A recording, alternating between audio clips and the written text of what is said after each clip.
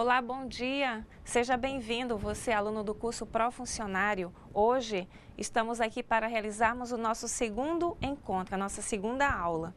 Você lembra que na primeira aula nós tivemos a oportunidade de ver um pouco a questão da importância do educador, o trabalho que ele realiza na escola. Também vimos um pouco da influência dos jesuítas na questão da colonização, essa influência também na organização educacional, a catequese, enfim, você recorda bem os temas trabalhados, né?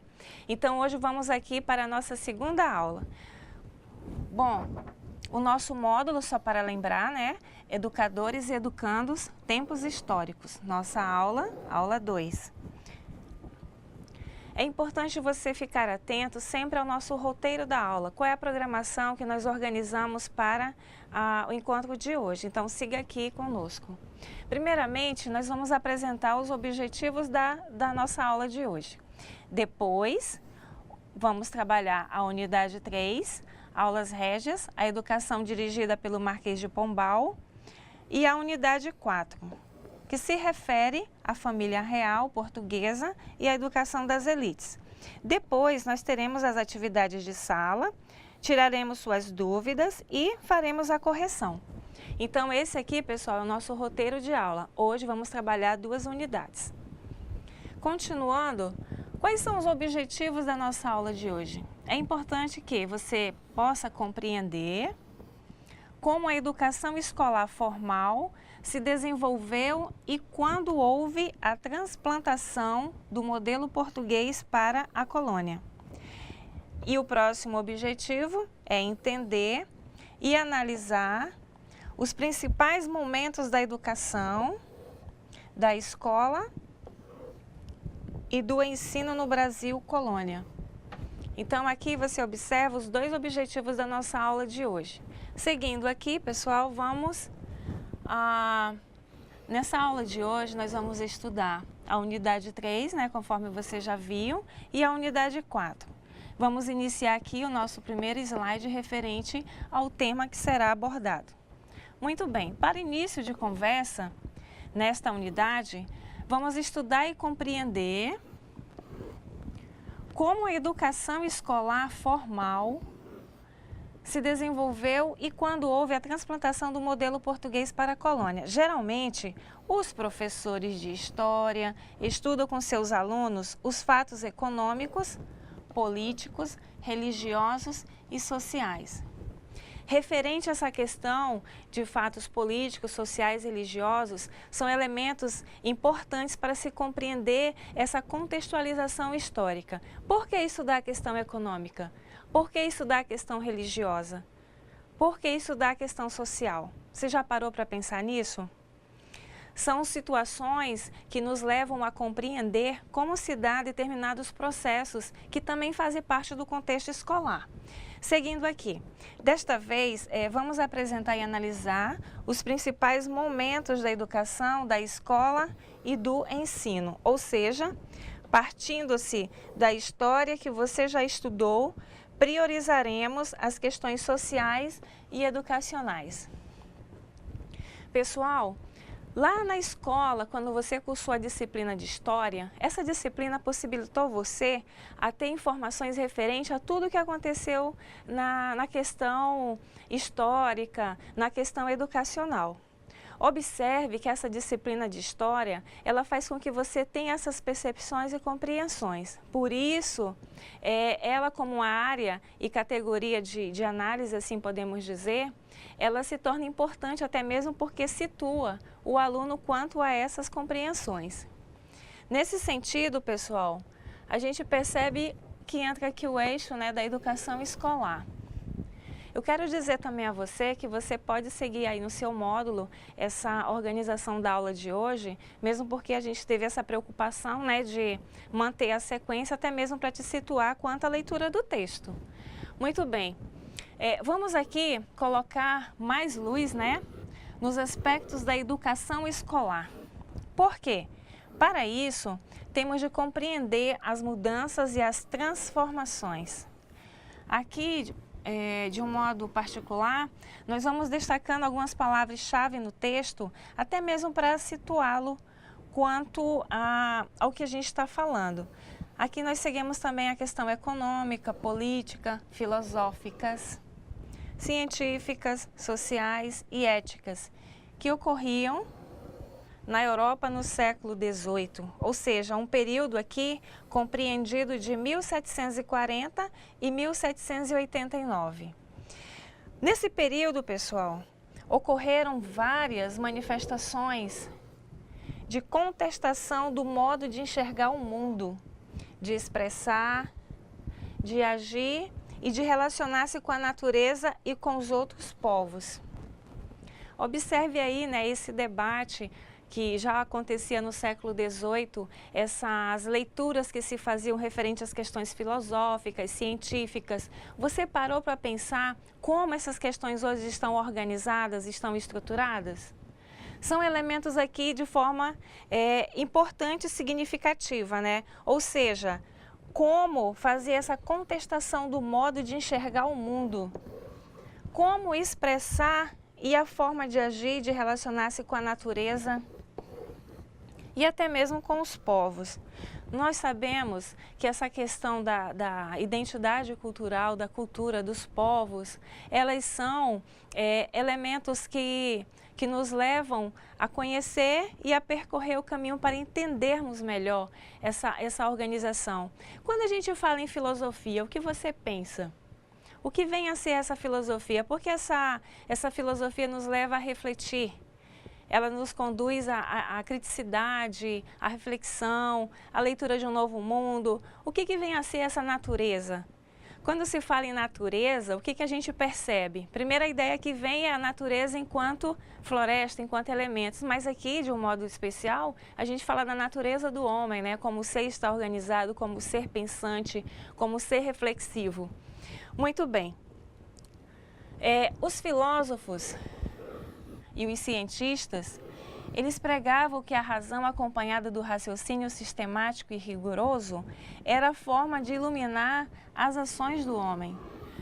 Então, aqui vejam só, a questão da razão, um elemento muito estudado, né, na filosofia. A filosofia ela fala muito da razão, a questão do pensamento sistemático, rigoroso, as ações que o homem realizam, enfim. Alguns filósofos dessa época, eles também chamados de iluministas, eles opunham-se às explicações divinas e religiosas, às superstições e aos mitos. Referente a essas questões supersticiosas, religiosas, referente aos mitos, qual é a leitura que você faz desse assunto? Observe aí o seguinte, essa questão, podemos dizer teológica, ela se estende já por muito tempo. É algo que geralmente se fala que quando o assunto é religião ou outra temática ligada, geralmente gera o debate, o conflito. Mas lembra que o debate, ele é um meio pela qual a gente pode ampliar nosso conhecimento, compreender melhor as ideias. Mas são temáticas, né, que a gente observa que hoje se fazem muito presente a questão das explicações divinas e religiosas, né? O que quer dizer, por exemplo, religiosas e superstições? Quantos de vocês aí têm algum tipo de superstição? O que vem ser esses mitos? A gente sabe que na terminologia da palavra, os mitos eles são narrativas. Eles são narrativas que são passadas e de certa forma, são elementos assim de entendimento, de compreensão. Muito bem, ainda que nessa época, eles criticavam o poder absoluto dos reis, né? A interferência do Estado na economia e os privilégios concedidos à nobreza e ao clero. Bom, quando se fala em clero, qual é a ideia que vem a você, na sua mente aí? Olha, referente ao clero, nós temos aí o exemplo, né, dos jesuítas e daquelas ordens religiosas que nós vimos na primeira aula, você recorda? Os franciscanos, agostinianos, os próprios jesuítas, né? Então, toda essa organização nós chamamos assim do clero, clero da Igreja Católica. Pessoal, além disso, eles propuseram um projeto de sociedade que conduziria à modernidade. baseado na individualidade, na liberdade econômica, o laissez-faire, ou seja, na propriedade privada, na laicização, no sufrágio masculino, na liberdade religiosa e na igualdade perante as leis constitucionais. Bom, mas e o que vem a ser certos conceitos? Laissez-faire, o que vem a ser? Significa deixar e fazer, deixar e passar. É uma síntese da doutrina do liberalismo econômico do século XVIII, a qual pregava a não interferência do Estado na vida econômica. E seu principal representante foi Adam Smith. Aqui temos o ano referente, né? A 1723, 1790, que publicou o célebre livro A Riqueza das Nações. Adam Smith, né, contribuiu com suas ideias, publicou essa obra que ainda é referência nos dias de hoje. Então, se você tiver uma curiosidade, você pode buscar essa referência teórica. Bom, segundo ele, né, segundo Adam Smith, a economia deveria ser dirigida pelo jogo livre da oferta e da procura de mercado. Aqui, pessoal, a gente observa um certo debate focado na área econômica. A economia está presente em todos os momentos, assim como a política. O ser humano ele faz parte dessa organização política, econômica e social. Você também faz parte dela. Então, a questão econômica movimenta um país, ela já movimentou muito o país e vai continuar movimentando muito mais o país. Tudo gira em torno dessa questão econômica. Continuando aqui, laicização, tornar laico, leigo. Subtrair a educação da influência religiosa. Como você pensa que poderia ser essa subtração da questão religiosa? Se a gente pegar, por exemplo, alguns sacerdotes aí que contribuíram de certa forma com a questão educacional, nós já vimos na aula passada os jesuítas que contribuíram com essa questão da catequese, né? De certa forma consta os registros históricos. Lá na didática nós também encontramos o Comênios, que também de uma ordem religiosa contribuiu muito com a didática, aquela arte de ensinar. A arte de ensinar é muito presente aí no campo educacional. Então, se nós buscarmos, vamos encontrar também São Tomás de Aquino, Santo Agostinho, entre outros. E aqui você observa essa influência religiosa novamente na questão educacional. E o sufrágio masculino, que nós vimos no slide anterior, quer dizer direito de voto para homens. À época era apenas para os proprietários de terras. Então, observa também aí no seu módulo que você tem essa informaçãozinha aí bem à sua direita, você pode localizar. Continuando, todos os cidadãos, incluindo os governantes, eles deveriam estar submetidos às leis constitucionais, elaboradas por um parlamento de representantes eleitos. Quanto a essas leis constitucionais, nós sabemos, né, que no Brasil existem várias leis, inclusive a nossa Constituição, que traça aí orientações jurídicas quanto aos direitos e deveres do cidadão. Além disso, nós também encontramos na escola algumas leis que orientam aí o gestor, orientam o servidor para que ele tenha um trabalho baseado na lei. Então, essa questão legal, ela já faz parte do cotidiano aí do povo brasileiro, já tem bastante tempo. Nesse sentido, pessoal, essas leis, elas são de suma importância. Por quê? Quando elas são elaboradas, de certa forma, elas deixam claro que existem normas, direitos e deveres a serem seguidos.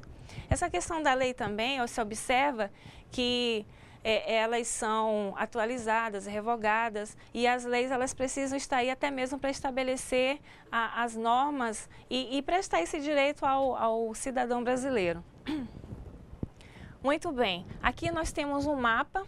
Esse mapa ele encontra-se aí no seu livro, se você quiser seguir.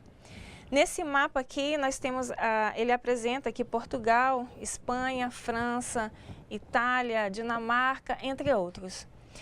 Muito bem. Referente ao mapa, o que ele vai situar? Primeiramente, a questão geográfica. É uma delimitação geográfica das fronteiras e dos países. Primeira ideia do mapa é essa. O mapa, por exemplo, você vai fazer uma viagem de carro, você precisa ter o mapa para se situar, saber o melhor caminho, o caminho mais curto. Então, o mapa ele tem esse significado também de localização. E aqui você observa no seu módulo essa questão geográfica das fronteiras e países. Por quê? Observe o mapa político europeu e note que ocorreram dois movimentos. Então, um é referente à delimitação geográfica das fronteiras dos países e o outro é referente à circulação de ideias e pensamentos de filósofos, dos sábios, dos matemáticos e religiosos que buscavam interpretar e dar uma explicação para as mudanças econômicas e os conflitos sociais que apareciam. Então, através desse mapa, você consegue fazer essas leituras.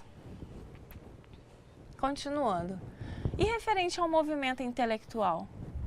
Qual a sua compreensão referente ao movimento intelectual? O que esse movimento intelectual representou para a época? E hoje, quais são os resultados desse movimento intelectual? Bom, esse movimento intelectual, científico, artístico e cultural, ele floresceu na Europa Ocidental no século XVIII e é conhecido como Ilustração. Então aqui, pessoal, observe que esse movimento ele tem essas influências culturais, artísticas, são todas representações de longas pesquisas, de longos debates, que estão organizadas e estruturadas também e que hoje, de certa forma, tem uma repercussão muito significativa.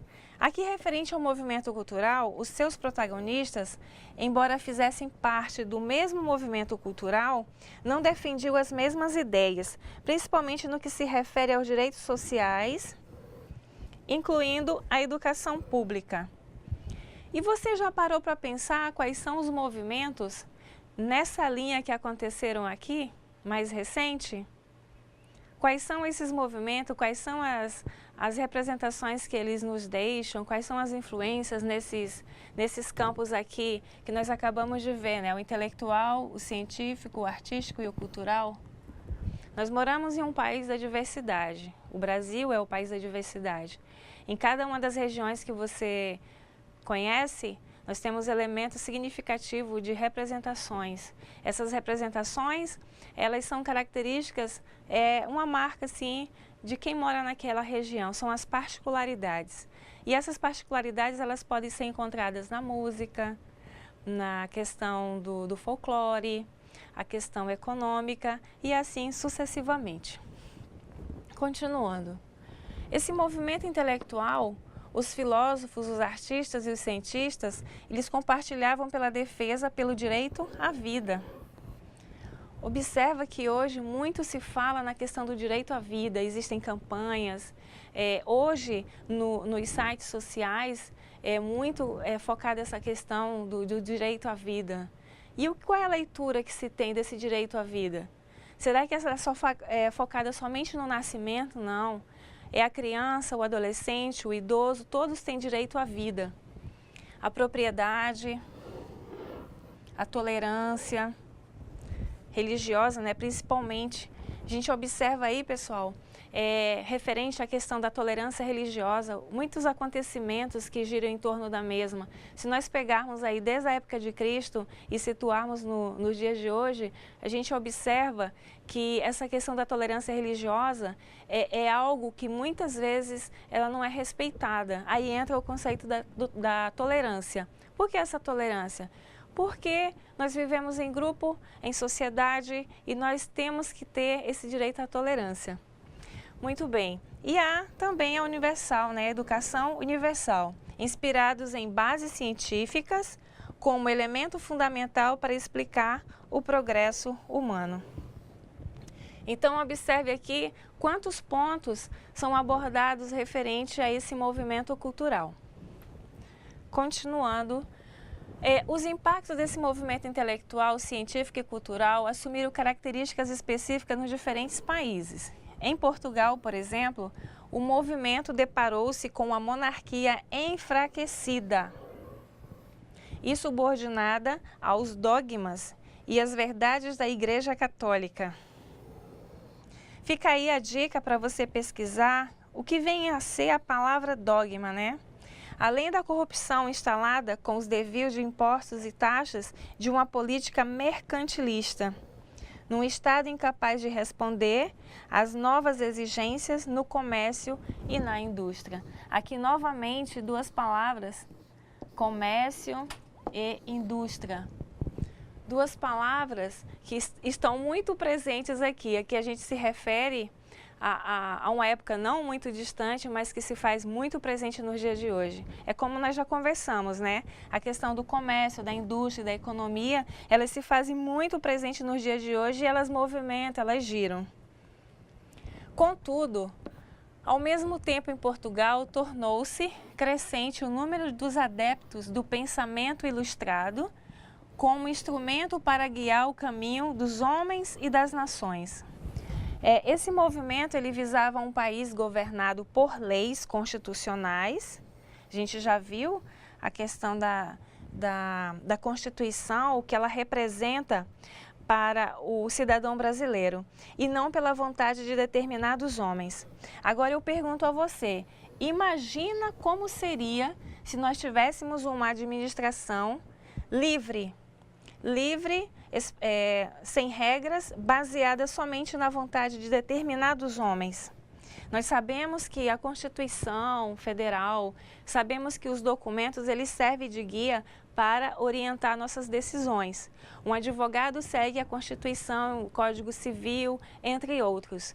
Na escola, o gestor segue a LDB 9394 de 96, segue o ECA, Estatuto da Criança e do Adolescente, segue a Constituição, segue também resoluções e pareceres, ele segue documentos jurídicos. Então aqui, esses documentos, aqui como a Constituição, serviam exatamente para que não acontecesse de forma livre. E referente à corte portuguesa? Bom, a corte portuguesa, ela equilibrava-se entre manter as estruturas conservadoras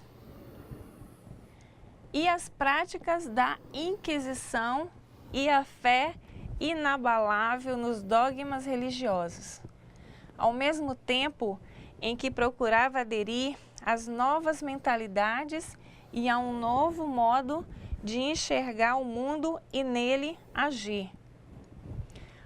Bom, referente a essas práticas, aos dogmas, nós sabemos que a igreja passou por um momento assim bastante delicado referente a isso.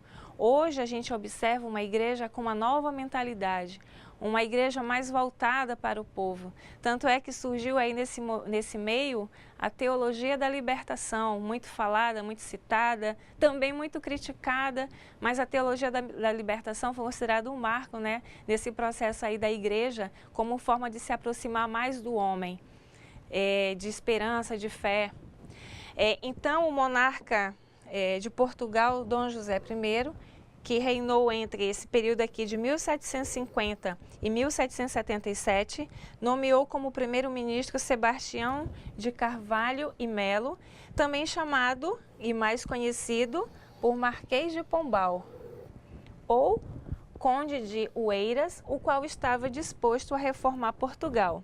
Aqui no slide seguinte tem uma foto do Marquês de Pombal, que era um homem pragmático, que em contato com o pensamento ilustrado europeu, pretendia colocar Portugal no mesmo patamar que outras nações europeias na modernidade. Então as ideias aqui de Pombal, no sentido de elevar a nação como um país mais visto de forma rica, que a gente sabe, né, que o Brasil é um país que tem muitas riquezas, tanto na época de Pombal como também hoje, essas riquezas elas fazem parte dessa cultura, dessa história, da economia desse povo do Brasil, mas infelizmente a gente observa que muitas vezes essa riqueza ela é distribuída de uma forma errada. Continuando. Durante o movimento de ilustração, os conflitos entre a monarquia portuguesa, clero e nobreza, acirravam as visões de mundo. Vejam só, clero e os nobres, né? Aqui os padres e a nobreza. Essas visões de mundo. O que você pensa que sejam? As disputas e os interesses econômicos encabeçados por burgueses, as pressões dos adeptos do pensamento ilustrado e as questões mercantis entre os padres jesuítas e a coroa tomaram tamanha dimensão que levaram o Marquês de Pombal a fortalecer o poder real, reduzir os privilégios da nobreza e do clero, aumentar a cobrança de impostos, reformar a Universidade de Coimbra, expulsar a Companhia de Jesus de Portugal e de seus reinos e reafirmar a autoridade real, civil e laica. Então, observe aí essa questão dos interesses, das disputas, as pressões que ocorreram na época, as questões focadas na questão mercantilista e, enfim, observe que são situações referentes ao poder real, reduzir os privilégios da nobreza, aumentar a cobrança de impostos, reformar a universidade. São situações também que acontecem hoje de forma muito presente no nosso dia a dia. Se você observar essa leitura aqui do poder real, privilégios, aumentar a cobrança de impostos, veja você, no Brasil se cobra muito imposto. Você paga imposto para tudo. E olha aí de onde partiu essa questão histórica, né? Continuando. Agora aqui vocês vão conhecer um pouco dos atos do Marquês de Pombal com a educação na colônia. Primeiro, algumas das medidas tomadas em Portugal atingiram diretamente a colônia. E quais foram estas medidas? Foram expulsos os padres da Companhia de Jesus e confiscados todos os bens. Referente à expulsão dos padres da Companhia de Jesus, a gente já sabe, né, que de certa forma foi uma ordem religiosa que contribuiu com essa questão da colonização, porém não foram talvez compreendidos na sua missão, no seu carisma, e tiveram confiscado todos os seus bens. Continuando aqui, referente ainda à educação na colônia, em 3 de setembro de 1759, foi instituída a língua portuguesa como idioma oficial da colônia. Depois, em 5 de maio de 1768, foi criada a Real Mesa Censória, com o objetivo de censurar os livros indesejáveis. Foi proibida a circulação de materiais pedagógicos dos padres jesuítas e, pelo alvará de 10 de novembro de 1772, criou-se um imposto chamado subsídio literário. Esse subsídio literário foi cobrado sobre aguardente destilada nos engenhos e carnes cortadas nos açougues para custear o programa dos professores. Isso aqui ainda foram algumas medidas, né, adotadas por Marquês de Pombal. Na mesma época foram criadas as aulas régias avulsas. Essas de nível secundário e para meninos ofereciam conteúdos de gramática latina, grega e hebraica, de retórica e de filosofia, a serem ministradas por professores escolhidos em concurso público e pagos pelo erário régio, que foi criado aqui, o erário régio, foi criado no reinado de Dom José I e centrava todas as operações financeiras da coroa e, portanto, contratados como funcionários do Estado. Aqui você observa que nessa organização do ensino na época aqui, do Marquês de Pombal, se dava uma certa ênfase, né, para o latim, para o grego. Hoje, algumas pessoas falam que são línguas mortas, mas eu costumo dizer que pelo menos o grego, ele se faz presente em algumas das nossas palavras, né? Por exemplo, o átomo, alfa, né? Aquele exame que se faz, beta sanguíneo. Então, alfa, beta, são letras que são do alfabeto grego, mas também que são utilizadas. Na matemática, por exemplo, delta é igual b ao quadrado. Delta é uma das letras do alfabeto grego. E o latim, ele também se faz presente, né, em algumas das nossas palavras. Se você pegar, por exemplo, lá na biologia, algumas das palavras científicas têm exatamente essa origem latina. E algumas das palavras que nós utilizamos, até mesmo na educação, elas também têm essa origem latina. Então, continuando aqui. A educação escolar, conduzida por Marquês de Pombal, é utilitária e profissional. Assim deveria ser na colônia. A esta cabia copiar e imitar os sistemas educacionais das nações europeias, importante destacar, e, de fato, o rompimento com a Companhia de Jesus por ser considerado, naquele momento, o marco inicial de instauração do processo de laicização da vida política e, especificamente, da educação. A laicização é a separação entre as nações e os poderes que caberiam ao Estado e às nações e os poderes que caberiam à Igreja Católica. É importante destacar que a Igreja Católica ela tem uma organização respeitada em todo o mundo. A começar por onde ela está, a sua sede, né, na cidade do Vaticano, onde a sua maior autoridade, o Papa, fica para atender em todo o mundo a questão da Igreja Católica. E a Igreja Católica também, ela faz parte, né, desse processo educacional, você observa nos livros, observa nas leituras. O que de fato estava em jogo era qual das instituições definiria as regras de conduta, os princípios, os valores éticos e morais a serem assimilados por todos e que, ao mesmo tempo, ajudavam a contribuir na implantação do modo de produção capitalista. Será que ainda hoje Estado e igrejas disputam essas prerrogativas? Você já parou para pensar se Estado e igreja disputam? Qual é essa disputa pelo poder? Qual é essa disputa econômica? Se você fizer uma leitura, você vai entender melhor referente a esses pontos abordados na questão econômica e de poder. Bom, a Universidade de Coimbra, ela foi criada em Lisboa em 1290 e transferida para Coimbra em 1308. Por ter origem francesa, as influências intelectuais predominantes nos primórdios da universidade foram de orientação jurídicas francesas e italianas, profundamente marcadas pelo direito romano. Em 1384, Dom João I, o mestre de aves, retomou a universidade a Lisboa, ao mesmo tempo que lançava sobre ela o controle governamental através da nomeação real do provedor. Pessoal, referente à universidade, em termos de contextualização histórica, é uma palavra também que tem origem latina, universitas magistradum et scholarum. As universidades é o berço intelectual, é onde estão aquelas cabeças pensantes, é onde as ideias vão ser difundidas, analisadas, pesquisadas, para que elas possam ser depois levadas para a sociedade. Agora, observe o seguinte, qual é a função da universidade? Ensino, pesquisa e extensão.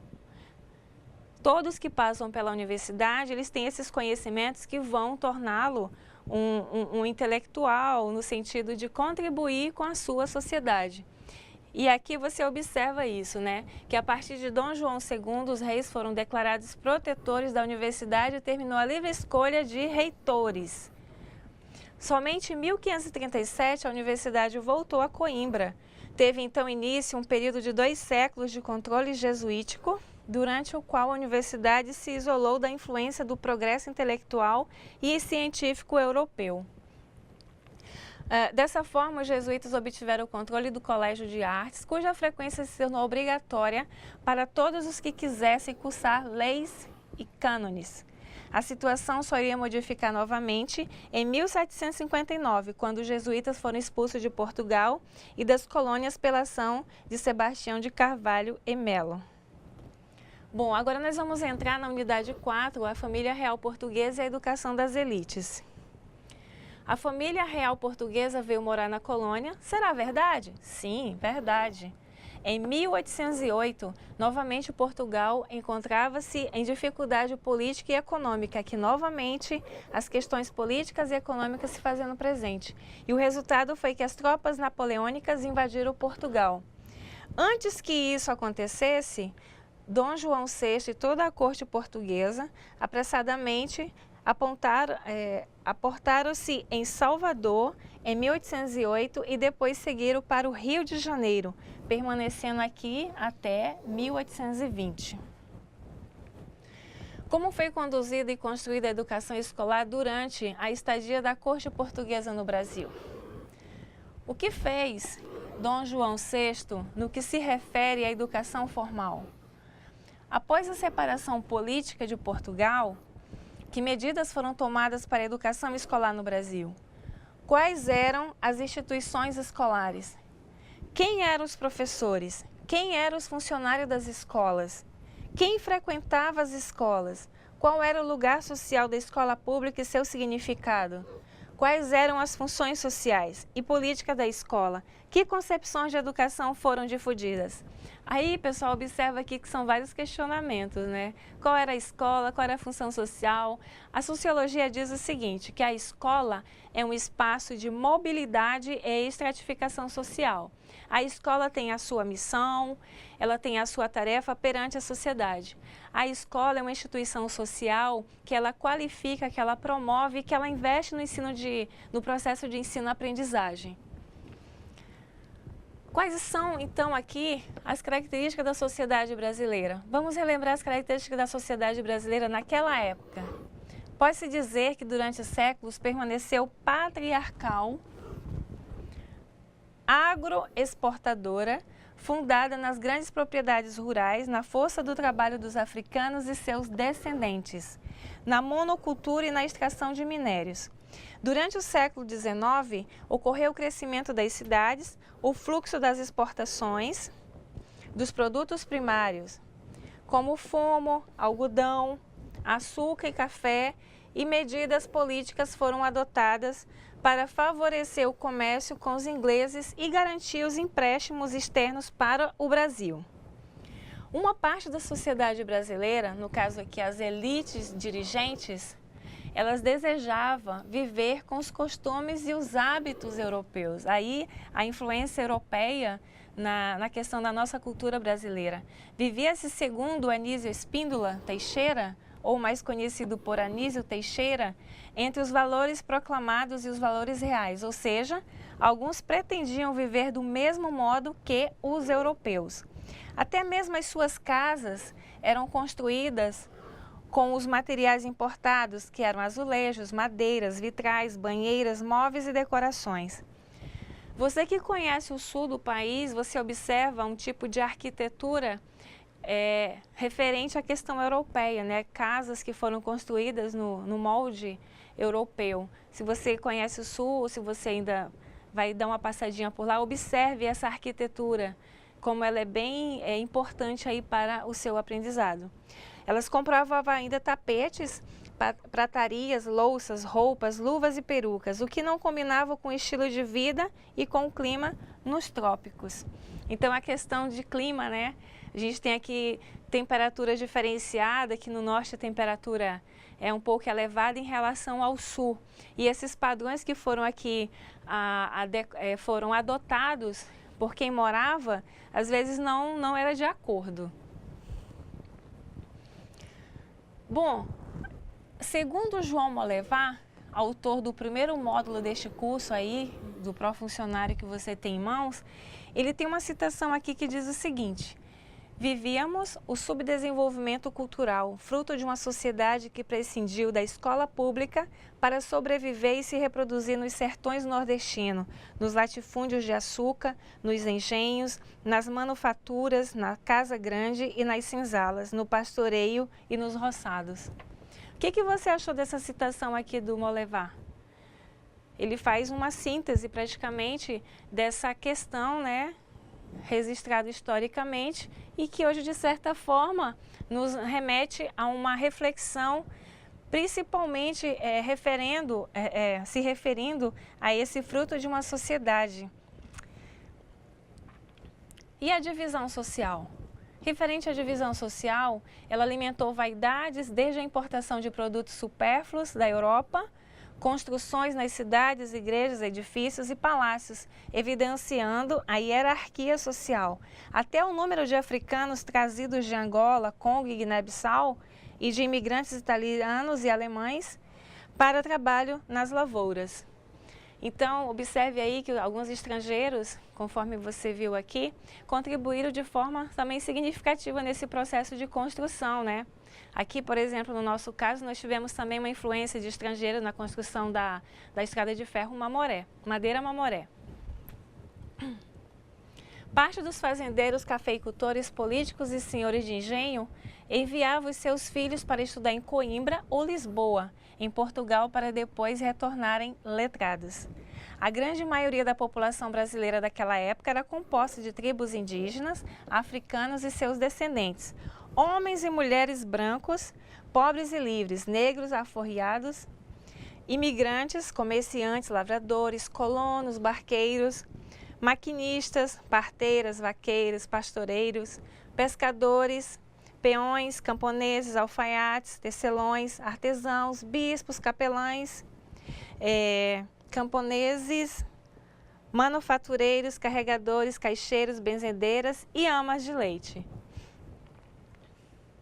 Continuando aqui com o que a gente, referente ao slide, era a sociedade de classes sociais que emergia e adquiria os seus contornos. Nela, os bens de produção e o capital permaneciam nas mãos de poucos e a grande maioria restava vender a sua força de trabalho, permanecendo distante dos direitos sociais.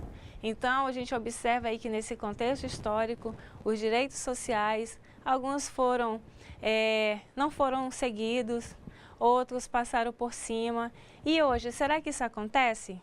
A gente sabe que acontece e muito. Muitos dos direitos que o cidadão tem, eles não fazem valer. Você vai, cobra, exige, mas às vezes acontece de forma contrária. Bom, também é verdade que a população oprimida e explorada ele se organizava a seu modo. Aqui nós temos alguns exemplos de movimentos, né? O Quilombo dos Palmares, 1630, a Inconfidência Mineira, 1789, a Confederação do Equador, 1824 e a Conjuração Baiana, em 1798. Esses movimentos eles foram de contestação das estruturas conservadoras, de oposição à ordem política e econômica vigente de norte a sul do país. Com estas experiências de contestação, nota-se que de diferentes maneiras a população excluída manifestava descontentamento com as medidas adotadas pelo governo. A gente sabe que os movimentos eles são as representações de grupos, eles são a forma de falar, de expressar que não se aceita, que não se concorda. Hoje nós temos os sindicatos que também são exemplos de representação. Por exemplo, temos o sindicato que representa os professores, os juízes, os delegados e assim por diante. Nessa época, 1808 a 1824, quais eram as instituições escolares e quem frequentava as escolas? Pode-se dizer que Dom João VI dedicou-se à educação de elites, de bacharéis e magistrados. Criou a Academia Real da Marinha em 1808, a Academia Real Militar, 1810. Os cursos superiores profissionalizantes de medicina em São Paulo, 1813, e na Bahia, em 1815. O curso de Direito em São Paulo e Olinda, em 1827, e o curso de Engenharia na Academia Real Militar, Rio de Janeiro, em 1810. E antes de retornar a Portugal, em 1820, fundou a Academia de Belas Artes, no Rio de Janeiro.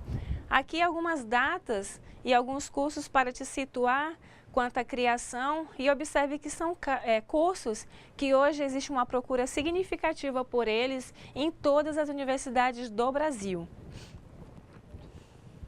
Os cursos de Direito foram criados à imagem de Coimbra e os primeiros professores eram ex-alunos. A política era formar não apenas juristas, mas também advogados, deputados, senadores, diplomatas e funcionários do Estado e, de maneira geral, as ações foram dirigidas para a criação de cursos de formação jurídica, militar, médica e eclesiástica. Aqui novamente se referindo à formação do padre, né, a formação sacerdotal. Bom, devido ao que nós vimos no slide anterior, surge aqui uma expressão de um teórico que é citado no teu módulo, referente a elite era uma ilha de letrados no mar de analfabetos. Portanto, durante a estadia da corte portuguesa na colônia e no império, temos que refletir quem não frequentava a escola e por quais razões. Então, aqui na citação de José Murilo surge essa citação e, ao mesmo tempo, esse questionamento. Quem não frequentava a escola e por quais razões? E hoje, o que você observa? Quem não frequenta a escola e quais as razões? Hoje a escola é para todos? Tem escola para atender todos os públicos? Então, observe isso daí. Para estas academias ou escolas superiores, os professores eram trazidos da Europa ou eram os filhos das elites que retornavam aos países após seus estudos. Para realizar trabalho de limpeza e vigilância, nestas escolas buscavam-se aqueles que trabalhavam nas casas de família ou eram escravos que tinham bom comportamento. Ou seja, bom comportamento, tinham direito a trabalhar em determinadas casas. Mas continuando aqui, nessa época também havia uma mentalidade de desprezo por qualquer tipo de trabalho feito com as mãos. Então, aqueles que assim trabalhavam eram tidos como inferiores, incapazes de aprender, restando-lhe apenas atividades rudes, pesadas e braçais no plantio, nas colheitas, nas construções, na abertura de estradas, no preparo do gado, no transporte e etc. A gente sabe que tem alguns trabalhos, né, que são realizados de forma manual que tem grande significado e importância. A educação formal. A educação formal conduzida por Dom João VI tinha por finalidade formar os quadros dirigentes para a administração pública.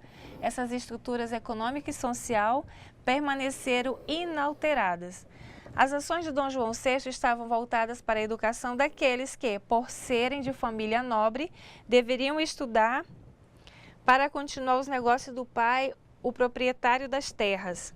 Para tanto, alguns fazendeiros contratavam preceptor para ensinar seus filhos em suas próprias residências. Enquanto isso, a maioria da população, composta aqui pelos indígenas, pelos africanos e brancos pobres, espalhada pela zona rural, trabalhava nas lides da terra e permanecia distante da escola. Então, observem, pessoal, que referente a essa questão da escola, a gente observa aí um certo distanciamento.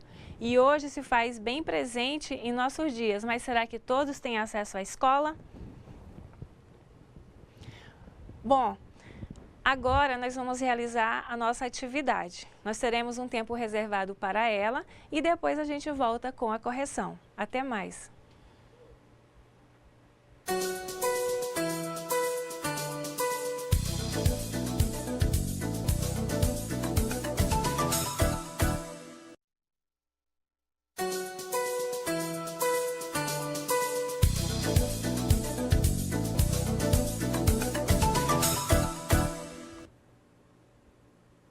Então, você fez aí a sua atividade, né? Teve esse momento reservado para resolver as questões.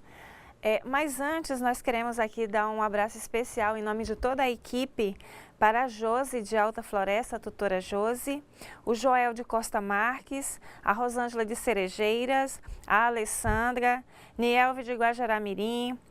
Queremos dar aqui, em nome de toda a equipe, as boas-vindas ao pessoal de Extrema, Queremos mandar um abraço para a Michele de Ouro Preto, Maria da Saúde aqui em Porto Velho, a Michele Claro de Ouro Preto, a Keila lá em Cujubim, e também queremos dar um abraço muito especial para a Sônia, né, que segundo os colegas aí foi eleita a mais animada da turma, o Decionílio e Edilene, que quando não vão às aulas a turma toda sente falta, né, e a dona Leoni, que é uma pessoa dedicada, uma pessoa muito esforçada e é um exemplo aí para a turma, né, de uma pessoa comprometida com a educação. São assim, dona Leoni, como seu exemplo, que nós precisamos, né, são pessoas que nos motivam a acreditar cada vez mais na questão educacional. E nós queremos pedir, né, aos tutores, aos demais, que participem do chat conosco, tire suas dúvidas, mande suas perguntas, enquanto você manda suas perguntas aí pra gente, nós vamos encontrando aqui as respostas, né, para te informar da melhor forma possível e também para que você não fique com essa dúvida, porque imagina, caminhar com dúvida não é muito legal. Então, pessoal, as atividades estão aí, né, todo mundo já respondeu e vamos aqui fazer a nossa correção. Muito bem, referente à questão 1, em que ano Dom João VI e toda a corte portuguesa apressadamente aportaram-se em Salvador? Se você marcou a letra A, você marcou a questão correta. Questão 2.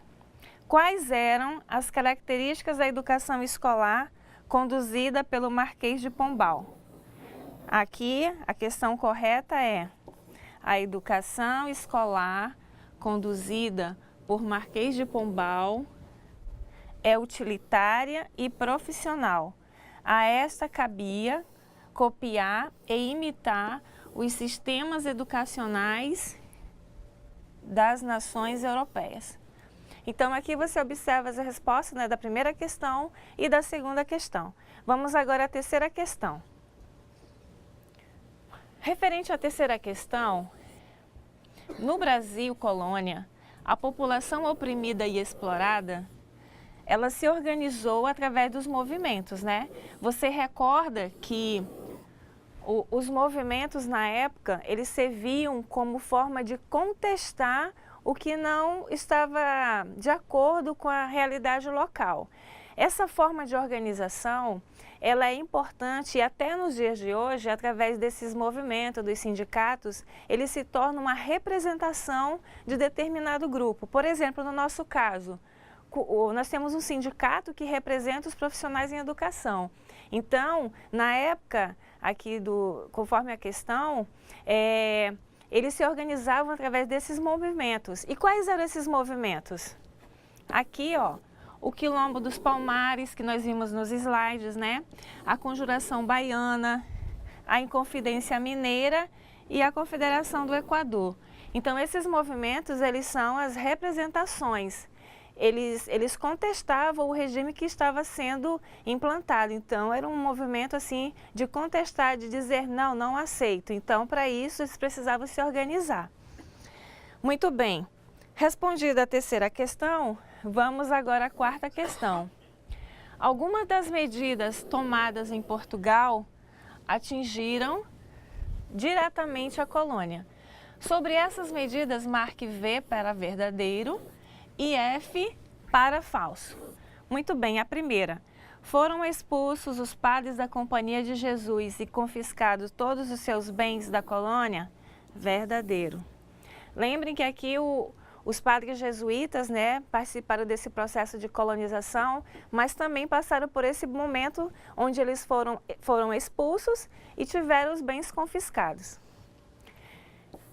Em 5 de maio de 1768, foi criada a Real Mesa Censória, com os objetivos de censurar os livros indesejáveis. Aqui a questão é verdadeira. Foi proibida a circulação de materiais pedagógicos dos padres jesuítas. A questão aqui é verdadeira. Então, alguns materiais, né, lembrando que os padres jesuítas, eles tinham um plano de estudo, de ensino chamado de Ratio Studiorum. Então, esse plano, ele era extremamente organizado mesmo porque, né, faz parte da ordem e disciplina nos estudos. E pelo alvará de 10 de novembro de 1772, criou-se um imposto chamado subsídio verdadeiro, literário, cobrando sobre aguardente destilada nos engenhos e carnes cortadas nos açougues para custear o programa dos professores. Então a questão aqui é verdadeira, ela continua aqui nessa linha, né? E a última questão, esse processo que se difunde aos poucos pelos países europeus tem reflexos em suas respectivas cidades? Aí a última questão é falso. Pessoal, aqui na quarta questão, então a sequência fica V, V, V, V, F. Então nós temos aqui 1, 2, 3, 4 questões verdadeiras e somente a última questão que é falsa. Aqui na quinta questão, como era a escola onde você estudou? Você recorda quem eram os funcionários? Registre em um texto uma lembrança, um caso que marcou sua trajetória como aluno. Referente a essa questão, eu gostaria de fazer algumas observações. Vejam só, quando nós ingressamos na escola, nos primeiros anos iniciais, né, de ensino, a gente passa por muitas experiências, seja com algum professor, seja com algum funcionário da escola, ou seja até mesmo entre os colegas que fazem parte da nossa sala. Muitas vezes, dependendo de como as coisas são conduzidas na escola, alguns reflexos ficam registros na nossa memória. Por exemplo, quem de vocês não recebeu um apelido quando estava lá na primeira, terceira ou quarta série? Então, essas lembranças aqui, de certa forma, vão te ajudar a entender um pouquinho hoje de como você é também, né? Como era a escola onde você estudou. Como era a escola que você estudou? Eu recordo bem da escola onde eu fiz o meu jardim. E você recorda da sua? Você recorda onde você estudou os anos iniciais? Eu recordo da minha também. Então, essas anotações, elas são importantes até mesmo para um processo de descoberta. Quem eram os funcionários dessa escola? Você lembra? Você lembra quem era o vigia da escola? Quem era a senhora que cuidava da limpeza? Quem era que fazia a merenda da sua escola?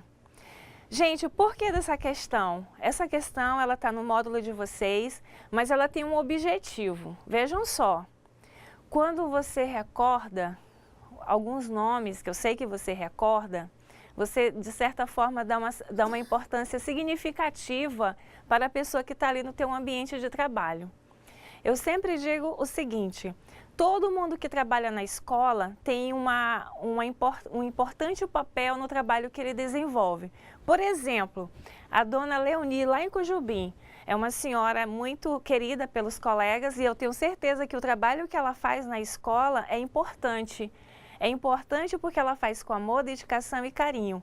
Então, esses registros, eles vão te ajudar a fazer o seguinte, a exercitar a parte escrita, a exercitar a sua memória, porque para você organizar um texto, primeiro você elabora mentalmente o que você vai escrever, que aí entra a questão do pensar e depois entra a questão da ação. Tá certo? Depois disso, você vai registrar tudo isso, né, através do texto, trabalhando a questão da lembrança e o que marcou a sua trajetória nesse caminho como aluno. Se eu for te contar o que marcou meu caminho como aluna, são muitas coisas que marcaram, mas no seu caso, o que marcou? Então, fica registrado aí, você pode interagir com teus colegas aí no polo, troca ideia, é importante esse diálogo também. Pessoal, eu quero aproveitar aqui também e falar um pouco a respeito do memorial. O memorial, muitas pessoas perguntam aqui no chat, até mesmo através de e-mail. Vejam só, durante a caminhada nesse curso, você vai trabalhar com registros. Cada dia você vai registrando as suas percepções, as suas emoções, as suas angústias. E esse documento que vai conter esse registro se chama memorial. Agora é importante lembrar o seguinte, você recorda lá nas aulas que nós tivemos na informática básica, assim que nós fizemos a primeira aula, nós orientamos de como deve ser estruturado esse memorial. Esse memorial, ele segue um critério acadêmico mesmo porque, né, você está em uma instituição de ensino séria e tem as orientações metodológicas. Essas orientações metodológicas, elas se enquadram, acredito que você recorda, dentro da BNT. Então, você tem que seguir um padrão na organização desse trabalho, ou seja, tem que ter uns certos critérios na parte da ortografia, tem que ter critérios na parte da formatação, utilizando os espaçamentos, é importante isso. Então, essas orientações, para que você faça de uma forma mais segura, primeiro você precisa de tranquilidade para escrever.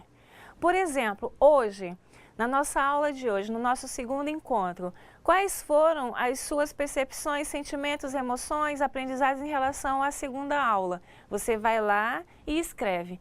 Eu não sei como você está organizado para fazer isso, se a princípio é de forma manual, depois você vai lá e digita, mas a princípio você tem que ter a seguinte certeza: para postar no AVA, no ambiente virtual de aprendizagem, você vai precisar digitar. Você vai precisar organizar seu texto e vai postar aí com o auxílio da sua tutora presencial. Que lembre-se, a tutora presencial é uma pessoa qualificada para te dar o suporte e apoio necessário no polo. Para trabalhar juntamente com a tutora presencial, você também conta com o seu tutor à distância, que vai fazer essa ponte com você também no ambiente, ou seja, vocês terão aí 2 profissionais para te auxiliar nesse momento dessas atividades, tá certo? Então, pessoal, vamos construir nosso memorial com tranquilidade. Eu penso que quando a gente vai estudar, a tranquilidade tem que fazer parte desses momentos de aprendizagem, tá certo? Não se desesperem, você tem aqui uma equipe muito presente para te auxiliar. Faça com tranquilidade o curso. Nós temos a nossa coordenadora aqui, a professora Francirley, que prontamente atende as questões, resolve, tira suas dúvidas, providencia o que é necessário para que você tenha um curso de sucesso, que é essa a nossa meta. A nossa meta é garantir que você faça um curso com sucesso, com seriedade e nada de se desesperar, porque para estudar tem que ter serenidade, tranquilidade. Às vezes o conteúdo não vai de primeira, mas leia uma vez, leia a segunda vez e uma hora você consegue. Pessoal, eu quero aqui desejar a todos vocês muito sucesso. Eu quero pedir assim que tenham paciência com vocês mesmos. Eu sei que tem hora que bate um desespero, mas faz parte, né? Todo mundo passa por isso. Às vezes não se entende o conteúdo, mas uma hora se entende. Vamos aqui todos caminhar juntos, aproveitar bem essa disciplina, nossa segunda disciplina. E vamos adiante. Na próxima aula a gente se encontra, vamos para a nossa terceira aula. Se tiverem dúvidas, encaminhem as perguntas para o chat. Não se desesperem. Então eu quero desejar a todos uma boa semana. Fiquem com Deus e até o nosso próximo encontro.